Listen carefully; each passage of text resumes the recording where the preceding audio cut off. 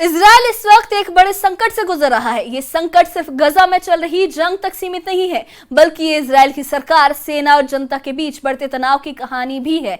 एक तरफ गजा में हमास के साथ जंग है, दूसरी तरफ ईरान की मिसाइलें और तीसरी तरफ इजराइल के प्रधानमंत्री बेंजामिन नेतन्याहू और उनकी सेना के बीच मतभेद है। लेकिन इस कहानी का सबसे बड़ा ट्विस्ट है नेतन्याहू के बेटे यायर नेतन्याहू का एक ट्वीट, जिसने पूरे देश में सनसनी मचा दी है। सवाल ये उठ रहे हैं कि क्या नेतन्याहू की कुर्सी खतरे में है? क्या उनकी अपनी सेना उनके खिलाफ साजिश कर रही है? और गजा में चल रही जंग का अंजाम क्या होगा? आइए इस वीडियो में हम आपको इस कहानी को समझाते हैं कि आखिर ये पूरा मुद्दा क्या है। नमस्कार, हमारे डिजिटल प्लेटफॉर्म पर आपका स्वागत है। बात होगी इजराइल की और गजा की जंग की। पिछले 650 दिनों से इजराइल और हमास के बीच गजा में जंग चल रही है। ये जंग 7 अक्टूबर 2023 को शुरू हुई थी, जब हमास ने इजराइल पर एक बड़ा हमला किया था और 250 लोगों को बंधक बना लिया था। इस जंग में इजराइल का मकसद है हमास को पूरी तरह से खत्म करना, गजा को अपने कंट्रोल में लेना और अपने सभी बंधकों को रिहा कराना। लेकिन ये इतना आसान नहीं है। इजराइल की सेना ने गजा में मिनी और अनीम नाम का एक सैन्य अभियान शुरू किया है और इसका जो टारगेट है, इसका जो लक्ष्य है, वो है गजा के बॉर्डर के पास एक बफर जोन बनाना, ताकि हमास पर दबाव बनाया जा सके और बंधकों की रिहाई के लिए बातचीत की जा सके। अभी तक गजा का 75% हिस्सा जो है वो इजरायली सेना के कब्जे में है, लेकिन दक्षिणी हिस्सों में अब भी हमास जो है वो सक्रिय है। इनकी सुरंगें अब भी काम कर रही हैं और वो इन सुरंगों से इजरायली सेना पर लगातार हमले कर रहे हैं।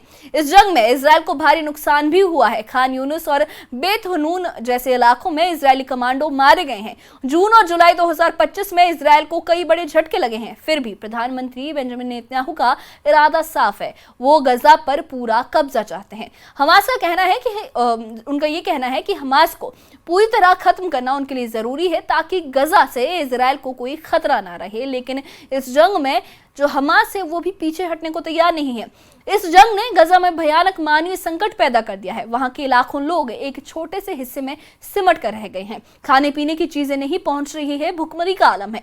अरब देशों से भेजी गई मदद इजरायली सेना के ब्लॉकेट की वजह से रुकी हुई है। कुछ हद तक आसमान से पैराशूट के जरिए खाना और दवाएं पहुंचाई गई हैं, लेकिन जमीन के रास्ते अब भी मदद नहीं पहुंच पा रही है। इजराइल के प्रधानमंत्री नेतन्याहू और सेना के commander in chief lieutenant general Eyal Zamir के बीच गजा में ऑपरेशन को लेकर गहरे मतभेद भी सामने आए हैं। नेतन्याहू चाहते हैं कि गजा पर 100% कब्जा हो और हमास को पूरी तरह से खत्म कर दिया जाए, लेकिन जनरल जमीर इस रणनीति से सहमत नहीं है। उनका कहना है कि इतना बड़ा ऑपरेशन करने से पहले सावधानी बरतनी होगी। वो चाहते हैं कि रणनीति बदली जाए, ताकि कम से कम सैनिकों की जान जाए और सेना के संसाधनों का सही इस्तेमाल हो। जनरल जमीर की ये चिंता भी है कि गजा पर पूरा कब्जा करने की कोशिश से बंधकों की जान खतरे में पड़ सकती है। अभी हमास के पास 22 इजरायली बंधक हैं और उनकी जिंदगी खतरे में है। जमीर का यह मानना है कि अगर नेतन्याहू का बिग गजा प्लान लागू किया गया तो इजराइल की सेना एक लंबे और थकाऊ युद्ध में दोबारा फंस सकती है। वो अभी भी कई जो सैनिक हैं वो सरेंडर कर चुके हैं, वो कह चुके हैं वो इस युद्ध का हिस्सा नहीं बन सकते। इसके लिए हजारों रिजर्व सैनिकों की जरूरत पड़ेगी और इजराइल में पहले से ही सैनिकों की कमी है। नेतन्याहू को लगता है कि जनरल जमीर ऑपरेशन में ढील दे रहे हैं, वो उन पर बेरुखी दिखाने का आरोप भी लगा रहे हैं। तो दूसरी तरफ जमीर का कहना है कि सेना को राजनीतिक दबाव में बड़े फैसले नहीं लेने चाहिए। ये मतभेद अब इजराइल की संसद और जनता के बीच चर्चा का विषय बन चुके हैं। इस टकराव को और गहरा किया है नेतन्याहू के बेटे यायर नेतन्याहू ने। यायर अमेरिका में रहते हैं, लेकिन उनके एक ट्वीट ने इजराइल की सियासत में हंगामा मचा दिया है और ये ट्वीट एक इजरायली पत्रकार योसी येहुशुआ के जवाब में था। योसी ने लिखा था कि अगर नेतन्याहू सेना के सलाह के बिना गजा पर पूरा कब्जा चाहते हैं तो उन्हें जनता को बताना चाहिए कि इसकी कीमत क्या होगी, कितने सैनिक मरेंगे, क्या वो सेना के विरोध के बावजूद इसकी जिम्मेदारी लेंगे। यायर ने इस ट्वीट का जवाब देते हुए बिना नाम लिए जनरल जमीर पर निशाना साधा है और उन्होंने लिखा है कि अगर ये ट्वीट वही शख्स लिखवा रहा है जिसके बारे में वो सोच रहे हैं तो ये एक बगावत मानी जाएगी। ये सैन्य तख्तापलट की कोशिश है, जैसा 70 के दशक में मध्य अमेरिका में हुआ था। ये पूरी तरह से गैर कानूनी है। इस ट्वीट ने इजराइल में सवाल उठा दिए हैं कि क्या वाकई सेना नेतन्याहू के खिलाफ साजिश कर रही है। क्या जनरल जमीर और नेतन्याहू का टकराव अब खुलकर सामने आ चुका है।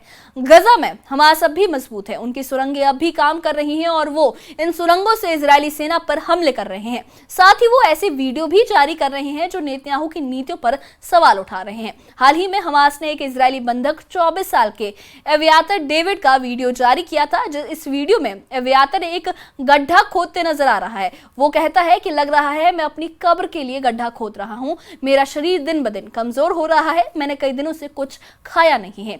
כל יום שעובר הגוף שלי הולך, נחלש, נראה רזה יותר וחלש יותר. מבחינתי זה נראה שאני בדרך למוות שלי. אני חובר לעצמי את הקבר שבו אני אולי אשכב. ובאמת, כל יום שהולך ועובר, הזמן נגמר. הזמן הולך ואוזל. इस वीडियो का मकसद साफ है, नेतन्याहू पर दबाव बनाना। हमास चाहता है कि इजराइल में जनता का जो गुस्सा है वो और बढ़े और नेतन्याहू गजा में जो बमबारी है रोकने के लिए मजबूर हो जाए। तेल अवीव की सड़कों पर हजारों लोग एवियातर के पोस्टर लेकर प्रदर्शन कर रहे हैं। उनकी मांग है कि बंधकों को जल्द से जल्द रिहा कराया जाए। 7 अक्टूबर 2023 को हमास ने 251 बंधक बनाए थे, जिनमें से अब 22 उनके पास बचे हैं। इनकी जिंदगी खतरे में है और जनता नेतन्याहू से जवाब मांग रही है। नेतन्याहू के लिए मुश्किलें सिर्फ गजा तक सीमित नहीं है, उनकी अपनी सरकार और सहयोगियों के बीच भी तनाव है। नवंबर 2024 में उन्होंने तत्कालीन रक्षा मंत्री योव गैलेंट को हटा दिया था। मार्च 2025 में आईडीएफ चीफ हरफी हलेवी ने इस्तीफा दे दिया था और नेतन्याहू ने आंतरिक खुफिया एजेंसी शिन बेत के प्रमुख रोनन बार को भी हटाने की कोशिश की है, लेकिन कोर्ट ने इस पर रोक लगा दी थी। इसके अलावा नेतन्याहू के 2 कट्टरपंथी सहयोगी वित्त मंत्री बेजालेल स्मोट्रिच और राष्ट्रीय जो सुरक्षा मंत्री है इतामार बेन ग्विर गजा को इजराइल में मिलाने की मांग भी लगातार कर रहे हैं। बेन ग्विर ने तो ये खुलकर कहा है कि गजा के सभी हिस्सों पर कब्जा कर लिया जाए, हमास को बाहर निकाला जाए और वहां इजरायली बस्तियां बसाई जाए। बेन ग्विर का अल अक्सा मस्जिद जाना भी विवादों में रहा है, जिससे वो पूरे पश्चिम एशिया में तनाव और बढ़ गया है। इस एक्ट ने तनाव को और बढ़ा दिया है। लेकिन गजा पर कब्जा करना इतना आसान नहीं है। इजरायली सेना पहले ही सैनिकों की कमी से जूझ रही है। जनरल जमीर का कहना है कि गजा पर पूरा कंट्रोल करने के लिए कई महीनों या सालों तक जंग चलानी पड़ सकती है। इसके लिए हजारों रिजर्व सैनिक होने चाहिए, जो इजराइल के पास नहीं है। गजा का मसला अब अंतर्राष्ट्रीय स्तर पर भी चर्चा में है। अमेरिका के राष्ट्रपति डोनाल्ड ट्रंप ने हाल ही में ये कहा है कि हमास शांति नहीं चाहता और इजराइल को हमास का पूरी तरह से सफाया कर देना चाहिए। लेकिन ट्रंप का ये बयान जब आया है वो उस वक्त आया है जब अमेरिका गजा में मध्यस्थता से पीछे हट चुका है। ये बयान नेतन्याहू को तो ताकत देता है, लेकिन साथ ही उनके लिए दबाव भी बढ़ाता है, क्योंकि अगर गजा में ऑपरेशन और तेज किया गया तो बंधकों की जान और ज्यादा खतरे में पड़ सकती है। इसके अलावा गजा में मानवीय संकट पर पूरी दुनिया की नजरें हैं। इस जंग में अब तक 60,000 से ज्यादा लोग मारे जा चुके हैं। हर दिन 28 बच्चे अपनी जान गंवा रहे हैं। 1.5 लाख से ज्यादा लोग घायल हैं और गजा के अस्पतालों में ना दवाएं हैं, ना जगह है और ना ही पर्याप्त स्टाफ है। कई बार मेडिकल स्टाफ को भी निशाना बनाया गया है। दुनिया भर में लोग इस संकट को लेकर सवाल उठा रहे हैं, लेकिन इजराइल का ब्लॉकेड अब भी जारी है। इजराइल में इस वक्त लोग सवाल पूछ रहे हैं कि नेतन्याहू का सबसे बड़ा दुश्मन कौन है? क्या ईरान, जो तेल अवीव पर मिसाइलें दाग रहा है? क्या हमास, जो अपनी सुरंगों से इजरायली सेना को चुनौती दे रहा है? या फिर उनकी अपनी सेना, जो उनके फैसलों से सहमत नहीं है? या शायद उनके अपने सहयोगी जैसे इतामार बेन ग्विर, जिनके बयान और हरकतें तनाव बढ़ा रहे हैं?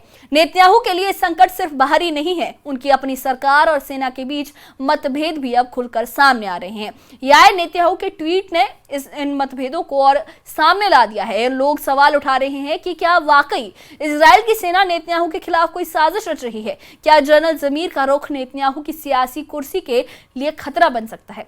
अगस्त 2025 इजराइल के लिए बहुत अहम महीना है। गजा में जंग, हमास के साथ टकराव और नेतन्याहू और जनरल जमीर के बीच ये जो मतभेद है, ये सब मिलकर इजराइल को एक बड़े संकट की ओर ले जा रहे हैं। तेल अवीव की सड़कों पर लोग अपनी बंधकों की रिहाई के लिए प्रदर्शन कर रहे हैं और हमास की सुरंगें अब भी सक्रिय हैं। नेतन्याहू का गजा पर सपने का जो कब्जे का सपना है उनकी अपनी सेना के खिलाफ जा रहा है। सवाल यह है कि क्या नेतन्याहू इस संकट से निकल पाएंगे, क्या वो अपनी कुर्सी बचा पाएंगे या फिर जनरल जमीर और उनकी सेना के साथ ये टकराव उनकी सियासत का अंत कर देगा। इस कहानी का अगला मोड़ क्या होगा ये तो वक्त बताएगा। कि इजराइल का ये संकट अब सिर्फ गजा या हमास तक सीमित नहीं है, एक ऐसी जंग है जो इजराइल की सरकार, सेना और जनता को आपस में टकरा रही है। तो आप क्या सोचते हैं, क्या नेतन्याहू इस संकट से बाहर निकल पाएंगे, क्या उनकी कुर्सी बचेगी? हमें कमेंट बॉक्स में अपनी राय जरूर बताइए और इससे जुड़े अपडेट्स के लिए और ऐसी ही खबरों के लिए हमारे चैनल के साथ बने रहिए। हमारे चैनल को सब्सक्राइब करिए। शुक्रिया।